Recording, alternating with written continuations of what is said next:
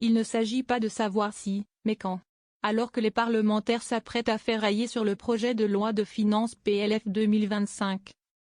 Le fameux budget, une question turlupine bien des élus, au même titre que les Français, comment un tel dérapage budgétaire a-t-il été rendu possible?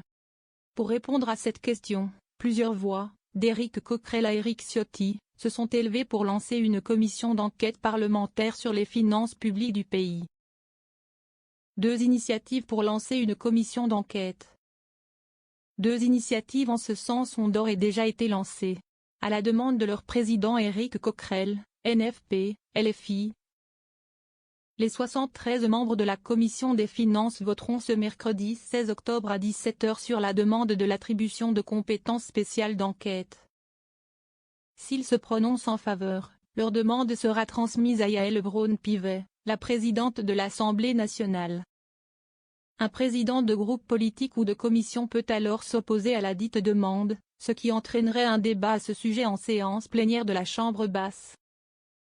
Précédemment, le groupe Union des droites pour la République, UD, présidé par Éric Ciotti avait d'ores et déjà annoncé utiliser son droit de tirage afin de solliciter une commission d'enquête sur la dérive des finances publiques. Selon les déclarations du député des Alpes-Maritimes, cette décision avait été prise en plein accord et en pleine concertation avec le Rassemblement national, RN. Cette prérogative peut être utilisée une fois par groupe parlementaire et par session, c'est-à-dire une fois par an. Tout le monde plaide pour une enquête, même Attal. C'est assez rare pour être souligné, les partis politiques semblent tous favorables à cette enquête, y compris au sein de l'ancienne majorité présidentielle, comme l'ont noté nos confrères du Parisien.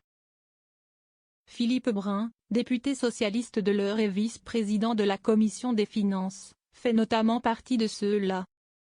J'appelle à ce que la Commission des finances se transforme en commission d'enquête pour comprendre ce trou, a-t-il déclaré à France Info dès vendredi dernier.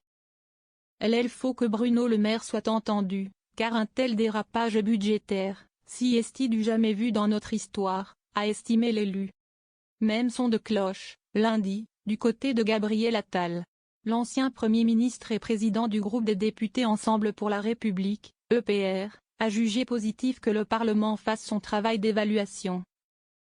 Tout en défendant que ces dépenses étaient totalement justifiées, citant le quoi qu'il en coûte et le bouclier tarifaire, et d'autres moins prioritaires.